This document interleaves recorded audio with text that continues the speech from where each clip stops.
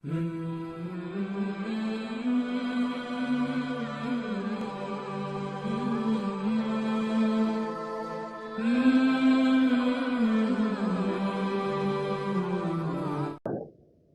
hari ini insya Allah kita akan bacakan sebuah keterangan, sebuah hadis yang berkaitan dengan salah satu hak dan kewajiban termasuk karakter seorang pemimpin ikhwanillah. Masih berdasarkan kitab yang sedang kita bahas, kisah-kisah berdasarkan hadis Nabi Shallallahu Alaihi Wasallam. Hari ini kita akan bacakan satu hadis yang diberi judul oleh penulis Habsus Syamsi li Nabiyillahi Yusha.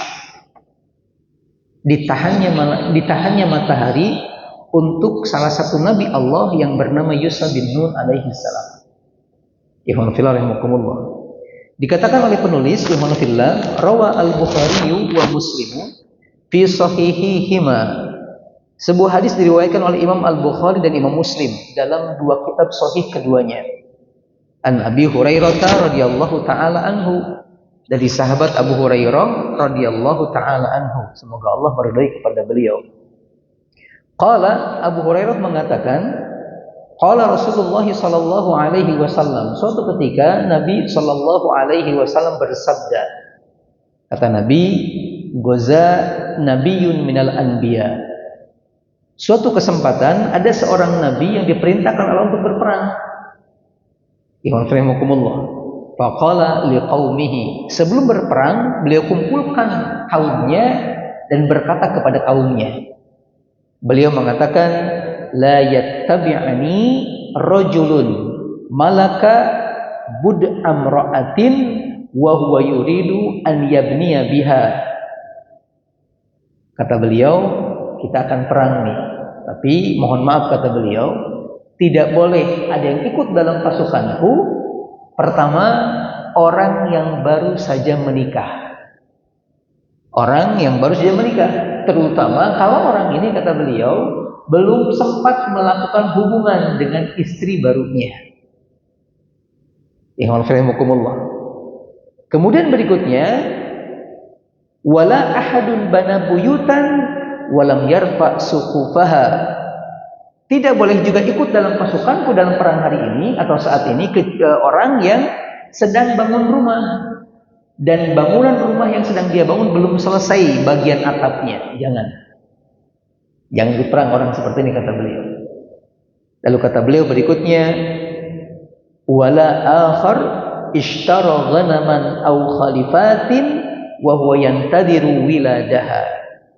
Dan tidak boleh juga ikut berperang bersamaku saat ini seseorang yang membeli seekor hewan, baik unta ataupun sapi ataupun kambing.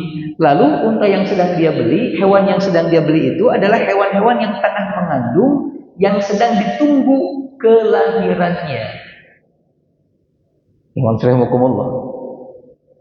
Yang sedang ditunggu kelahirannya. Ini tiga hal yang disampaikan oleh Nabi tersebut. Saya ulangi, beliau mengatakan tidak boleh ikut perang bersamaku satu, orang yang baru menikah dan belum terutama melakukan hubungan suami istri. Yang kedua, seorang manusia yang tengah membangun sebuah rumah dan bagian atapnya belum selesai. Yang ketiga, yang membeli hewan tengah mengandung dan sedang ditunggu kelahirannya. Tiga orang ini atau tiga macam orang ini tidak boleh ikut dalam pasukan. Berikutnya kemudian fagoza fadana minal qaryati salatal asri au qariban min dzalika. Akhirnya berangkatlah tuh pasukan menuju ke sebuah tempat yang dituju. Sebagian mengatakan tempat ini namanya Kanaan. Wallahu a'lam bishawab. Karena enggak disebut sama Nabi, sebagian para ulama berselisih pendapat. Sebagian mengatakan Palestina. Wallahu a'lam. Berangkatlah kemudian beliau dengan pasukannya, jalan dan terus jalan sampai mendekat ke lokasi tujuan. Dan ketika sampai di lokasi tujuan, waktu sudah menunjukkan waktu asar. Waktu sudah menunjukkan waktu asar, berarti menjelang maghrib sebentar lagi, Pak. Kemudian dikatakan faqala lisyamsi. Nabi ini berhenti lalu melihat ke arah matahari. Nabi ini mengatakan kepada matahari, innaki ma'muratun wa ana ma'murun. Wahai matahari, kata beliau, engkau berputar, berjalan atas perintah Allah. Aku pun sama, datang ke tempat ini atas perintah Allah Subhanahu wa taala. Allahumma ahbisha alaina. Maka aku minta kepada Allah, ya Allah, tolong tahan dulu matahari ini. Jangan biarkan dia jalan untuk menuju sampai ke gelap. Jangan biarkan dia hilang dulu. Ya Allah, tolong tahan matahari ini. Ikhwan fillah, fahu bisat hatta fatahallahu alaihim. Dan ternyata matahari pun tertahan, Pak. Jadi waktunya tetap aja jam segitu gitu, Pak. Gak bertambah sore, gak bertambah malam gitu, Pak. Sampai Allah memberikan kemenangan kepada pasukan Nabi ini. Ikhwan fillah. Berikutnya kemudian kata Rasulullah sallallahu alaihi wasallam, fajama'al ghanaima. Selesai perang, lalu ghanimah dikumpulkan. Harta rampasan perang dikumpulkan. Faja'at yakni an-nara litakulaha. Dikumpulkan di sebuah lapangan yang sangat luas, lalu ditumpuk, tiba-tiba datang api, Pak. Muncul ada api. Tapi api ini kemudian tidak memakan ghanimah tersebut, Pak. Api itu tidak menghanguskan, menghancurkan harta yang dikumpulkan oleh pasukan dari berperang tadi. Ikhwan fillah. Faqala, kemudian ketika melihat hal tersebut, Nabi ini, Pak, atau kita sebutnya dengan Nabi Yusha bin Nun, menghadap ke arah pasukannya dan mengatakan, inna fikum gululan. Sesungguhnya atau di antara kalian, kata beliau, ada orang yang telah melakukan gulu. Ada orang yang telah melakukan kecurangan. Ikhwan fillah. Falyubayyi'ni min kulli qabilatin rajulun. Maka saya minta setiap perwakilan satu pasukan, satu kabilah untuk maju. Agar aku pegang tangannya, biar aku ketahui di pasukan yang mana yang telah melakukan gulul atau pengkhianatan. Gulul itu, ikhwan fillah, ngambil sebagian harta ghanimah yang belum jadi haknya, Pak. Kalau zaman Nabi dulu, zaman dulu, ikhwan fillah, sebelum zaman Nabi Muhammad SAW, yang namanya ghanimah itu diharamkan untuk dimanfaatkan. Diharamkan. Jadi kalau perang kemudian menang, ghanimah dikumpulin, disimpan di tanah lapang. Kalau nanti ada api dan menghanguskan semuanya, tandanya Allah menerima ibadah perang mereka. Atau Allah menerima ghanimah yang mereka kumpulkan. Tapi ketika tidak dihanguskan atau tidak jadi dimakan sama api gitu, berarti tandanya ada orang yang masih berbuat khianat atau curang. Dia menyembunyikan sebagian ghanimah, dan itu yang terjadi pada zaman Nabi ini. Akhirnya setiap satu orang dari satu pasukan, satu kabilah maju, lalu kemudian bersalaman dengan Nabi ini, alhamdulillah. Dan ketika bersalaman, falaziqat yadu rajulin biyadihi. Tiba-tiba di antara yang maju ada satu orang, Pak, yang ketika salaman nempel, Pak. Nempel gitu, agak susah lepasnya. Kemudian dikatakan fikumul gulul. Nah, di pasukan ente nih yang ada orang yang khianat itu. Di pasukan ente ada orang yang khianat itu. Ikhwan fillah. Berikutnya kemudian falyubayyi'ni qabilatukum. Kumpulkan pasukanmu, kumpulan kabilahmu, akan aku baiat, akan aku salamin gitu ya, satu-satu, kata Nabi Yusha bin Nun. Falaziqat yadu rajulaini aw thalathatin biyadihi. Dan ternyata ketika disalamin, Pak, ada 2 atau 3 orang dari pasukannya yang lagi-lagi nempel, Pak. Kemudian Nabi ini mengatakan, fikumul gulul. Jujur, di antara kalian pasti ada yang berbuat curang. Ikhwan fillah, faja'u bi ra'si baqaratin minadh dhahab. Lalu mereka mengakui kesalahan mereka dan lalu kembali ke tempat tenda mereka, lalu pulang menemui Nabi lagi sambil membawa emas sebesar kepala sapi, Pak. membawa emas sebesar kepala sapi, ikhwanillah, hasil rampasan perang. Fawadhuha, lalu mereka meletakkannya di sekumpulan ghanimah yang tadi di lapang itu, Pak.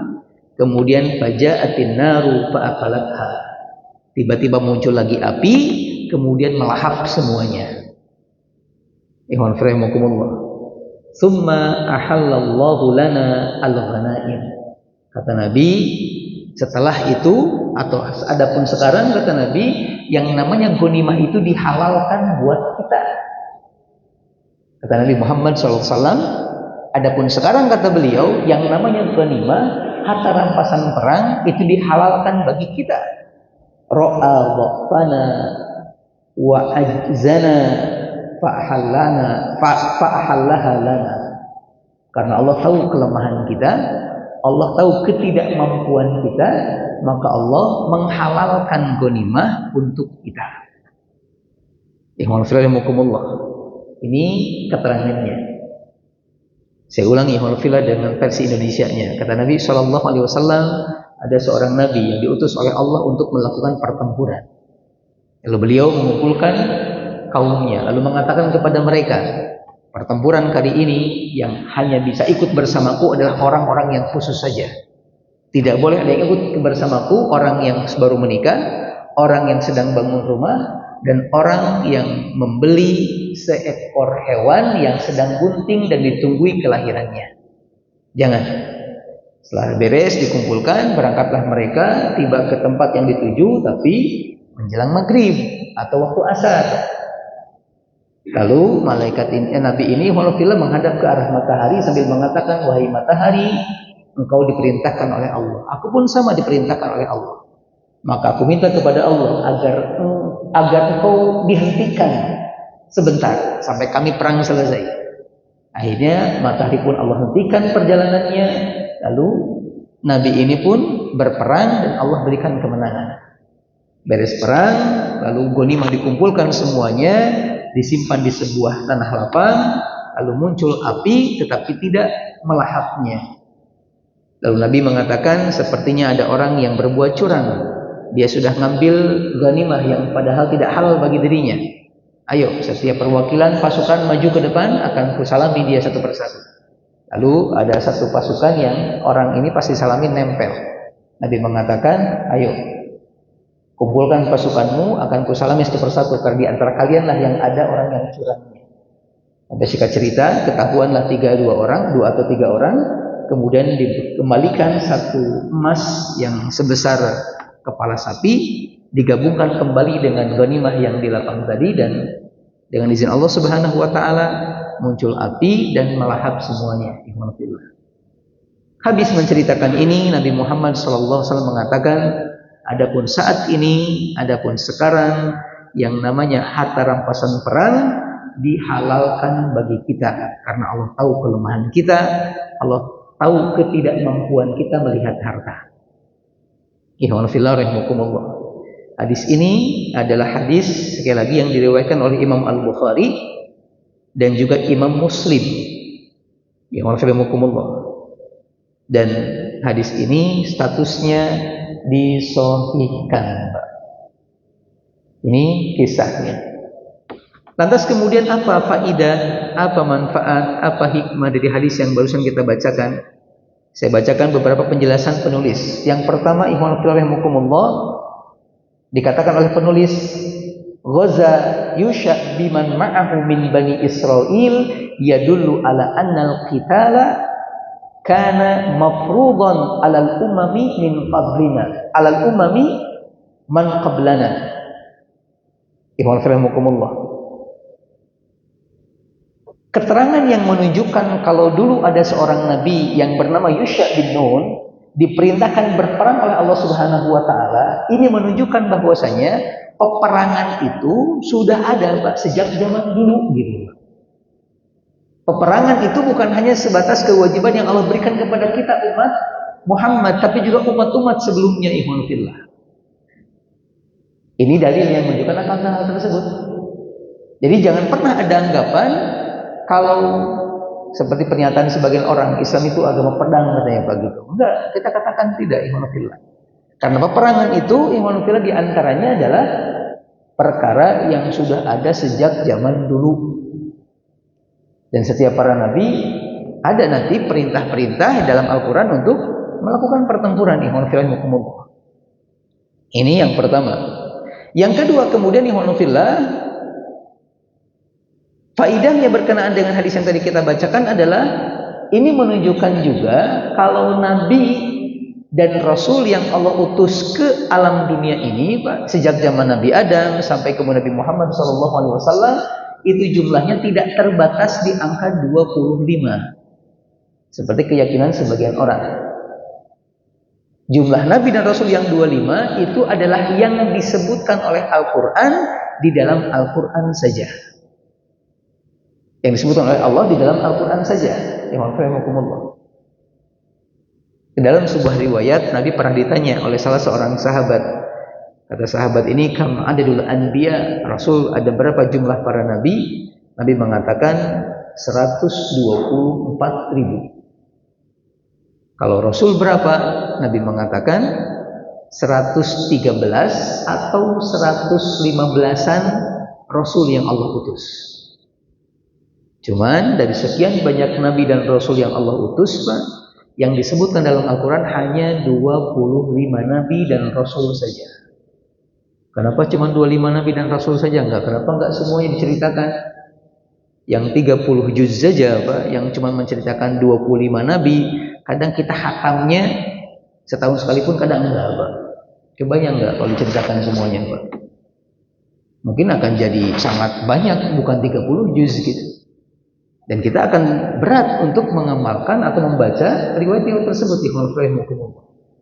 Jadi ini sebuah keringan dari Allah, sebuah bentuk kasih sayang Allah kepada kita.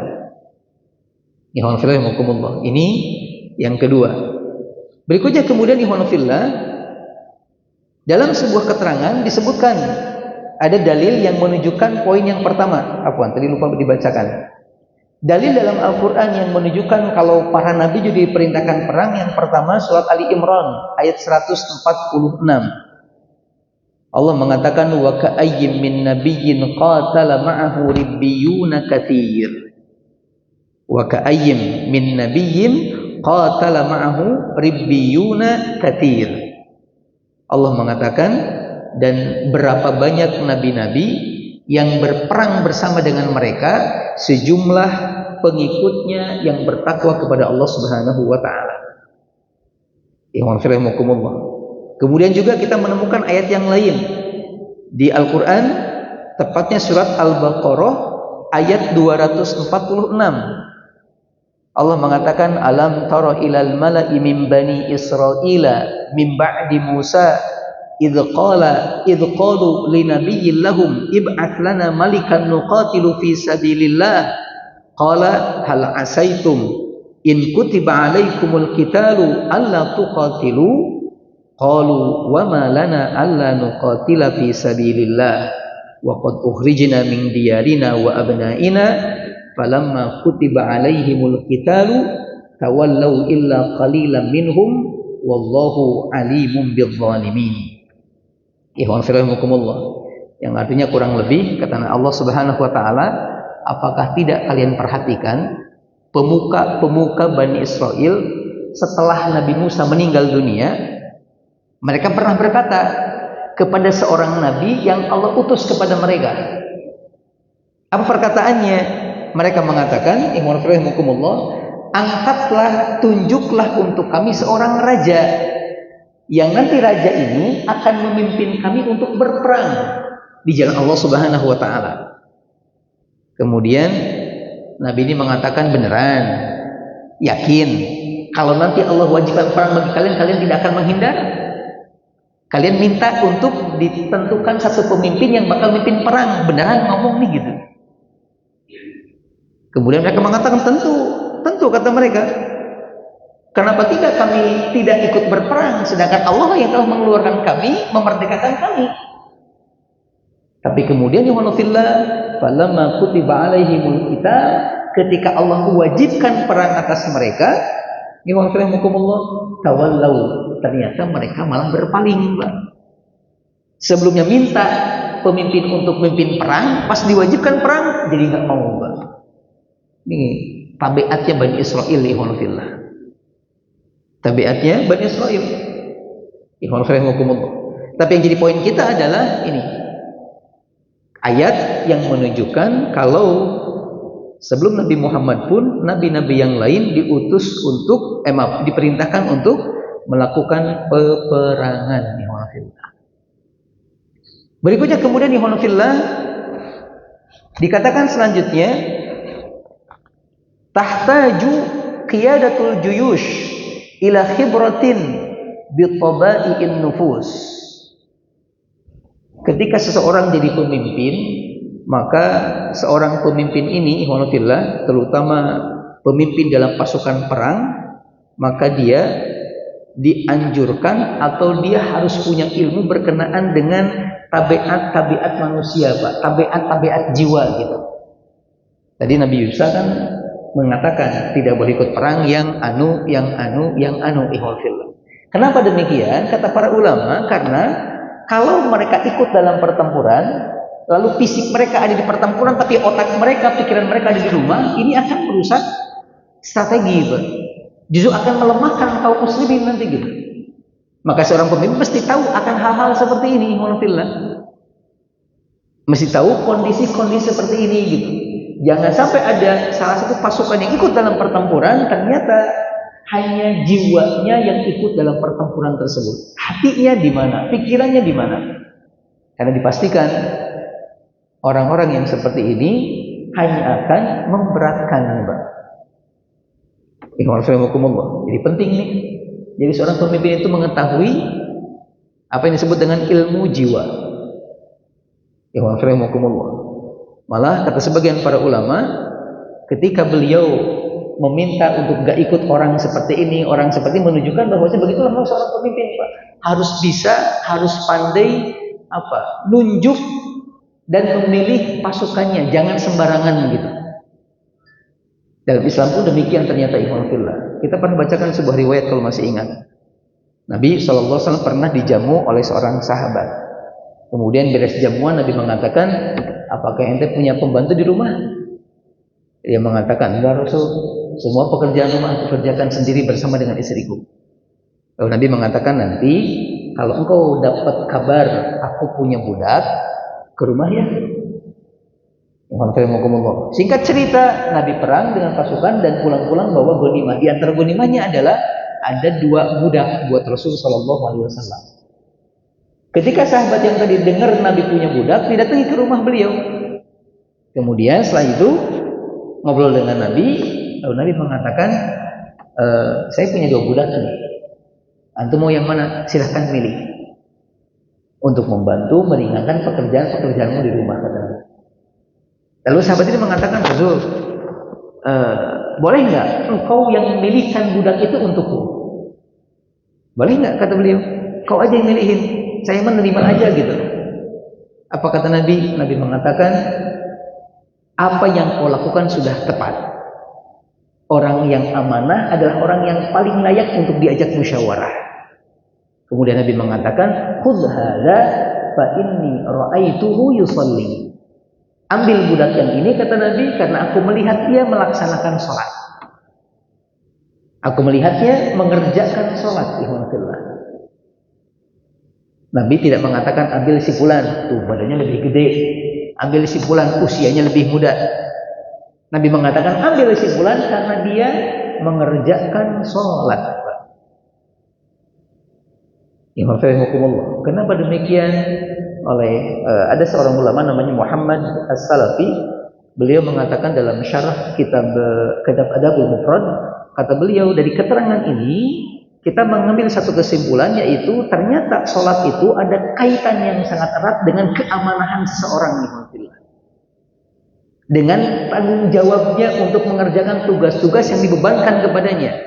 Modalnya sholat, bukan kuat fisik, bukan kemudian kalau di kita kan begitu, Pak ya, dicari pekerja dengan syarat usia layak enak dilihat, kemudian tidak berkacamata, semuanya berhubungan dengan penampilan. Jarang ada yang mencari orang yang rajin sholatnya 5 waktu. Padahal kalau melihat ini, kata para ulama, termasuk tadi saya katakan Muhammad As-Salafi menyebutkan, yaitu ketika Anda seorang pemimpin, coba cari pekerja itu yang rajin sholatnya. Sebagaimana yang dilakukan oleh Rasul Shallallahu Alaihi Wasallam ketika memilihkan seorang budak untuk sahabatnya, karena ada kaitan erat. Malah dikatakan oleh beliau, orang yang mampu menjalankan amanahnya sebagai seorang budak Allah, sebagai seorang hamba Allah, maka dipastikan dia juga akan mampu untuk mengerjakan amanahnya dari orang lain. Saya ulangi, beliau mengatakan orang yang mampu menunaikan amanah dari Allah sebagai hamba Allah, dia juga akan mampu mengerjakan tugas-tugasnya yang lain dari orang lain, Pak. Dan di antara bentuk amanah Allah kepada seorang hamba adalah mengerjakan sholat. Ikhwanullah rahimakumullah. Ini pelajarannya. Sekali lagi penting bagi kita untuk ya tadi ikhwanullah rahimakumullah memiliki ilmu an-nafs, ilmu yang berkaitan dengan tabiat jiwa manusia. Dan dengannya kita akan bisa milih mana yang layak dan mana yang tidak untuk dijadikan sebagai anggota kita atau bawahan kita. Ikhwan fillah rahimakumullah. Berikutnya kemudian ikhwan fillah dikatakan oleh penulis, ibrah yang lain, hikmah yang lain dari hadis yang kita bacakan adalah kanat al-ghanaimu ghairu mubahatin lil umami man qablana. Dari keterangan ini menunjukkan kalau betul ghanimah itu tidak dihalalkan bagi umat-umat sebelum kita. Jadi perangnya wajib, tapi kalau menang ghanimahnya nggak boleh dimakan, Mbak, nggak boleh dimanfaatin gitu. Dalam sebuah riwayat Nabi juga pernah mengatakan, menguatkan akan hal ini, kata Nabi Shallallahu Alaihi Wasallam, utitu khamsan lam utiya nabiyyun qabli. Aku diberikan oleh Allah 5 perkara. Yang 5 perkara ini tidak Allah berikan kepada nabi-nabi sebelumku. Hanya aku saja, kata Nabi. Apa 5 hal ini? Yang pertama kata Nabi, ju'ilat liyal ardu masjidan wa tahuran. Yang pertama, Allah menjadikan tanah untukku dan umatku sebagai alat untuk bersuci dan tempat untuk bersujud. Dulu kata para ulama, orang ketika ingin sholat harus di tempat khusus, Pak. Kalau sekarang enggak, bisa di tanah lapang, bisa di rumah, dan lain sebagainya. Yang kedua Nabi mengatakan, wa ukhilat liyal ghanaim, kata Nabi. Dihalalkan bagiku ghanimah. Dihalalkan untukku dan umatku harta rampasan perang. Boleh itu dimanfaatkan. Malah nanti ikhwanullah ada keterangan yang menunjukkan Nabi itu punya bagian khusus, Pak. 1/5 dari harta rampasan perang, ikhwanullah. 1/5 dari harta rampasan perang, jatah khusus buat Nabi. Walaupun nanti kata Nabi, ini akan kembalikan kepada kalian juga. Maksudnya untuk kemaslahatan kaum muslimin. Ini diantaranya. Kemudian Nabi mengatakan di ayat yang di hadis berikutnya, kata Nabi, wa utitu bijawami al-kalim. Aku diberikan oleh Allah firman-firman yang ringkas tapi Masya Allah maknanya luar biasa gitu. Maksudnya Al-Quran. Itu yang ketiganya. Kemudian berikutnya, yang keempatnya, wa ukhiliyat lil ghanaim wa utitu bijawami al-kalim. Kemudian sebentar, 2 lagi. Wa bu'ithu ilan nasi kafatan, kata Nabi. Aku diutus oleh Allah kepada seluruh manusia. Kepada seluruh manusia. Karena sebagian para nabi diutus hanya kepada kelompok-kelompok tertentu saja. Nabi Musa ke Bani Israel, sedangkan Nabi Muhammad ke seluruh manusia. Alhamdulillah. Kemudian ada lagi satu lagi, sebentar, saya lupa bunyi hadisnya. Nusirtu birruh. Nabi mengatakan, aku diberikan pertolongan oleh Allah dengan rasa takut. Maksudnya kata para ulama, musuh-musuh Nabi Muhammad, musuh-musuh Islam, ketika tahu pasukan kaum muslimin akan menyerang mereka, itu sudah ketar-ketir duluan, walaupun jumlahnya mereka banyak. Ini 5 hal yang Allah berikan kepada Nabi Muhammad yang tidak diberikan kepada nabi-nabi yang lainnya. Berikutnya kemudian dikatakan selanjutnya ismul gulul. Di hadis ini yang kita bacakan tadi ada faidah yang lain, yaitu berkenaan dengan dosa perbuatan yang salah yang disebut dengan gulul, Pak. Jadi gulul itu perbuatan yang sangat buruk. Saat di antara keburukannya adalah membuat amal yang lain dari kebaikan yang diterima sama Allah Subhanahu wa taala. Apa itu gulul? Gulul secara bahasa artinya khianat atau tidak amanah atau curang. Tapi kemudian sebagian para ulama ikhwanillah seperti Ibnu Qudamah mengartikan gulul adalah ikhwanillah orang yang menyembunyikan ghanimah yang dia dapatkan sebelum dibagikan. Itu gulul disebutnya. Kemudian juga Imam Nawawi mengatakan ikhwanillah, kata Imam Nawawi, gulul artinya khianat, tapi kemudian ini digunakan untuk istilah setiap orang yang berkhianat dalam urusan ghanimah. Dalam urusan ghanimah. Jadi menyembunyikan sebagian, Pak, gitu. Malah kata sebagian para ulama yang lain, seperti pernyataannya Imam Ad-Dahabi, beliau kan nulis kitab judulnya Al-Kabair, tentang dosa-dosa besar. Di pembahasan yang ke-22 atau bab ke-22, beliau mengatakan dosa besar yang ke-22 adalah gulul. Gulul dari ghanimah, atau gulul dari baitul mal, atau gulul dari harta zakat. Gulul dari ghanimah, gulul dari baitul mal, atau gulul dari harta zakat. Jadi ngambil jatah tanpa sepengetahuan pemimpin. Dan ini termasuk dosa besar. Termasuk dosa besar. Kenapa termasuk dosa besar? Yang pertama dalilnya Allah mengatakan dalam Al-Quran Surat Al-Anfal ayat 58, Innallaha la yuhibbul kha'inin. Sesungguhnya Allah itu tidak menyukai orang-orang yang suka khianat. Dalil yang pertama. Dalil berikutnya kemudian juga dikatakan di Ali Imran ayat 161. Wa ma kana linabiyyin an yaghulla wa may yaghlul ya'ti bima ghalla yaumal qiyamati tsumma tuwaffa kullu nafsin ma kasabat wa hum la yudlamun. Nah, Allah mengatakan tidak mungkin seorang nabi berbuat gulul. Gak mungkin. Maka awas, barang siapa di antara kalian yang berbuat gulul, berkhianat dalam urusan harta rampasan perang, maka kelak hari kiamat dia akan didatangkan dengan barang tersebut, Pak. Biar orang tahu, oh ternyata baheula leumitek tah kusiyeut gitu, Pak. Dia bawa barang tersebut. Dan setiap jiwa kata Allah akan diberikan balasan tentang apa yang dia kerjakan dengan setimpal tanpa dianiaya oleh Allah Subhanahu wa taala. Ini dalil yang kedua. Dalam sebuah riwayat juga dikatakan dari Abu Hurairah radhiyallahu taala anhu, beliau mengatakan qala fina an-nabiy sallallahu alaihi wasallam fa dzakara al-gulula fa 'azzamahu wa 'azzama amrahu. Nabi suatu ketika pernah berkhutbah di hadapan kami, kata beliau. Dan dalam khutbahnya beliau menyinggung masalah gulul dan menekankan begitu besar dosa perbuatan gulul.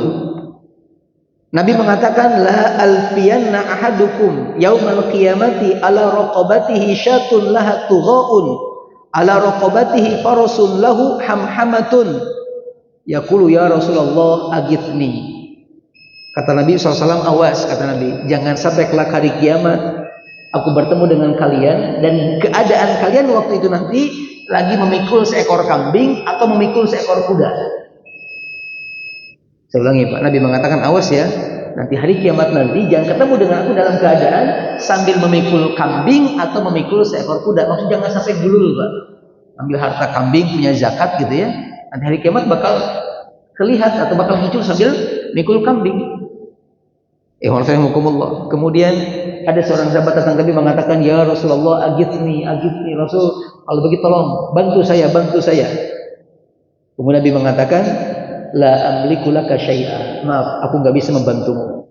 Qad ablagtuka, aku kan sudah sampaikan kepadamu, gulul ini perbuatan yang besar dosanya. Sampai kemudian terjadi dialog yang cukup panjang, dan intinya adalah Nabi mengatakan tadi, gulul termasuk dosa besar. Mau ada dulu?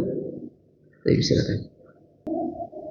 Alhamdulillah, wassalatu wassalamu ala Rasulillah, asyhadu an la ilaha illallah wahdahu la syarika lah. Wa asyhadu anna Muhammadan abduhu wa rasuluhu alladzi la nabiyya wa la rasula ba'dah, amma ba'd. Ikhwah fillah rahimakumullah, dalam hadis yang lain berkenaan dengan masalah gulul, ada sebuah riwayat dari sahabat Abu Hurairah radhiyallahu taala anhu. Beliau mengatakan, iftatahna Khaybar wa lam naghnamu dhahaban wala fiddatan, innama ghanimna al-baqara wal ibila wal mata'a wal hawa'iqa.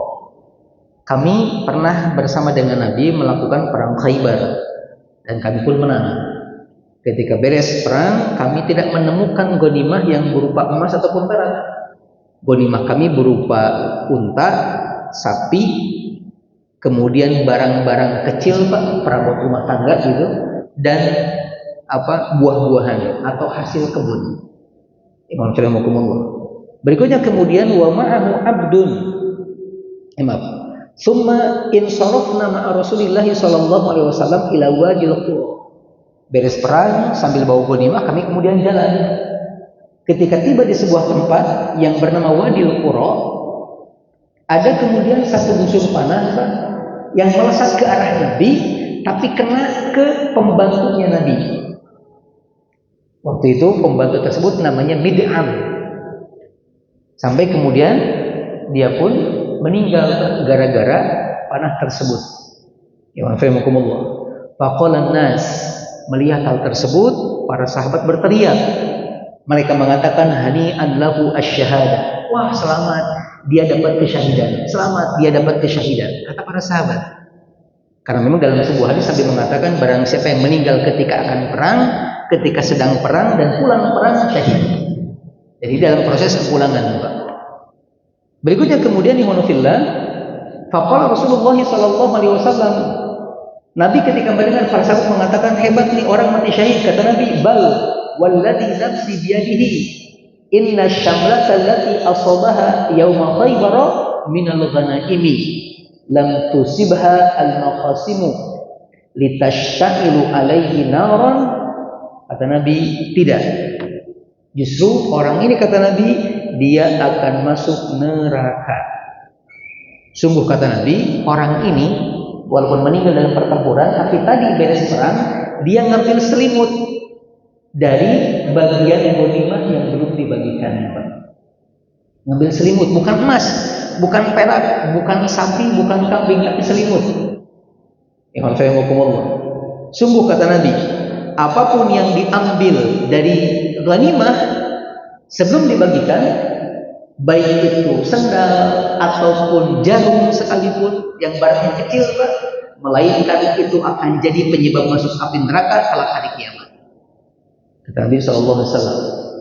Mendengar perkataan ini, wanafillah, kata Abu Hurairah radhiyallahu taala anhu, faja'a rajulun bisyirakin aw bisyirakaini.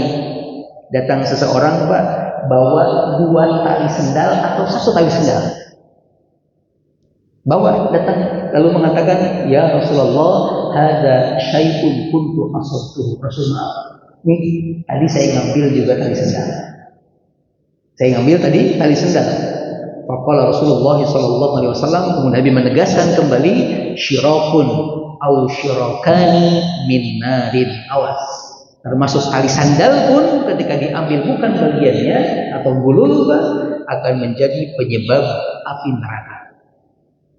Ini kata para ulama, kesimpulannya adalah gulul akan menjadi penyebab seorang masuk ke dalam neraka.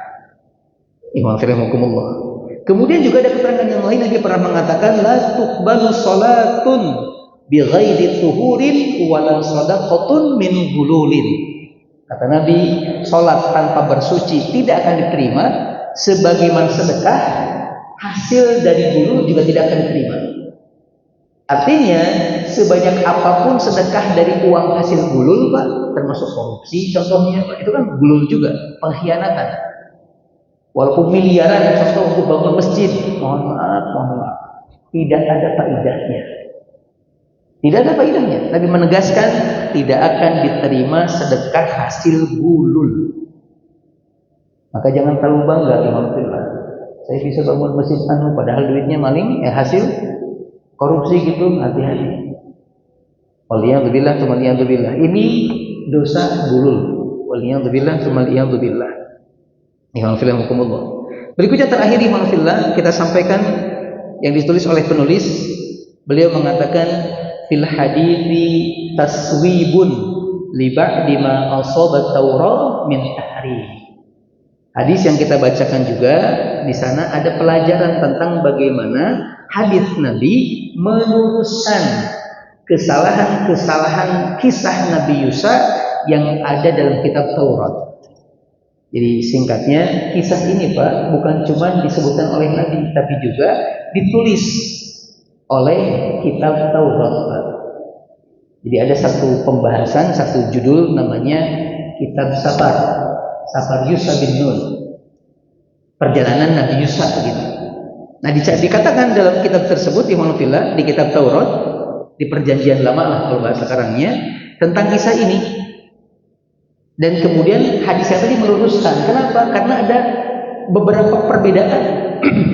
Contoh di antaranya imanullah, kalau dalam kitab Taurat dikatakan ketika Yusa berbicara kepada Tuhan pada hari ketika Tuhan menyerahkan orang-orang Umuriyin di depan Bani Israel, dia berkata, wahai matahari, tetaplah kamu di atas Jabun dan rembulan di atas lembah Ailun.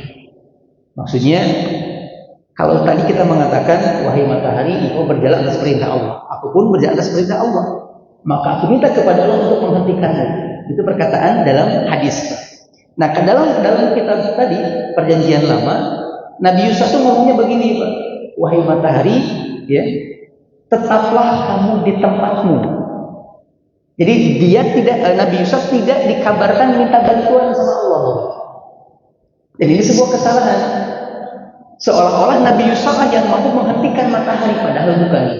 Atas izin Allah Subhanahu wa taala dan permintaan Nabi Musa kepada Allah Subhanahu wa taala. Sebagaimana kita pernah membacakan kemarin kisah Umar bin Khattab ketika melemparkan surat ke Sungai Nil. Kan kalimatnya begitu. Wahai Sungai Nil, seandainya kau berjalan atas dirimu sendiri, keinginanmu, maka silakan mengalirlah. Kami nggak butuh dengan itu. Tapi kalau seandainya engkau mengalir atas keinginan Allah, perintah Allah, maka aku minta kepada Allah semoga Allah mengalirkan kamu kembali. Ini penting, hubungannya sama keyakinan. Ini poin yang pertama. Perbedaannya dalam masalah tersebut. Berikutnya kemudian imanullah, masih dalam keterangan kitab Taurat disebutkan bahwasanya imanullah, kalau dalam kitab disebutkan peperangan di mana matahari ditahan untuk Yusya setelah terjadi perang yang melibatkan penggelapan harta rampasan perang. Maksudnya begini Pak, di dalam kitab itu di dalam kitab Taurat, jadi penyebutan tentang ditahannya matahari dan tentang bulul dalam pasukannya itu dalam dua peperangan yang berbeda. Tapi di dalam hadis disebutkan dalam satu hadis atau satu pertempuran yang sama. Ini koreksian yang kedua. Jadi bukan dalam dua keadaan yang berbeda. Berikutnya kemudian ikhwanillah dikatakan juga mana ya? Di dalam masih di kitab Safar Yusa ini disebutkan bahwasanya hanya saja harta rampasan perangnya, ternak-ternaknya ambillah ia untuk diri kalian. Akan tetapi ternak dan harta rampasan perang kota itu diambil oleh Bani Israel untuk diri mereka berdasarkan firman Tuhan yang diperintahkan kepada Yesus. Jadi maksudnya mereka ingin mengatakan atau dikabarkan dalam kitab ini tidak semua harta ghanimah harus diserahkan kepada Allah Subhanahu wa taala. Mereka menganggap kalau kambing atau hewan-hewan hidup itu halal untuk dimanfaatkan. Padahal Nabi mengatakan tidak. Semua ghanimah dikumpulkan, baik dari benda mati ataupun benda hidup.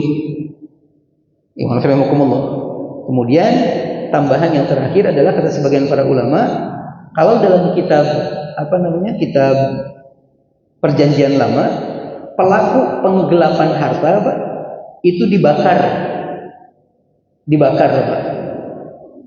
Pelaku penggelapan harta disebutkan itu dihukum, hukumannya adalah apa? Dibakar. Nah, dalam pernyataan Nabi enggak demikian. Nabi hanya mengatakan, Nabi Musa mengatakan kepada mereka, kalau kalian telah berbuat gulul, lalu mereka mengembalikan hak tersebut, lalu setelah itu hanguslah ketika muncul api dan menghilangkan semua ghanimah yang dikumpulkan oleh Nabi ini. Ini beberapa koreksian dari hadis yang Nabi sampaikan tentang kisah Yusha yang ada dalam kitab Perjanjian Lama. Wallahu a'lam bishawab. Baik, ikhwanafillahimukumullah, sepertinya sampai di poin ini hal yang bisa kita sampaikan. Mudah-mudahan sedikit ataupun banyak yang kita bahas ada manfaat dan hikmah yang bisa diambil. Mohon maaf kalau banyak hal yang kurang berkenan. Usin nafsi wa iyyakum bittaqwallah faqad fazal muttaqun. Innallaha wa malaikatahu yusholluna 'alan nabi ya ayyuhalladzina amanu shallu 'alaihi wa sallimu taslima. Allahumma shalli wa sallim wa barik wa an'im wa zid 'ala nabiyyina Muhammadin wa ala alihi wa ashabihi wa man tabi'ahum bi ihsanin ila yaumil. Subhanakallahumma wa bihamdika asyhadu an la ilaha illa anta astaghfiruka wa atubu ilaik. Walhamdulillah. Assalamualaikum warahmatullahi wabarakatuh.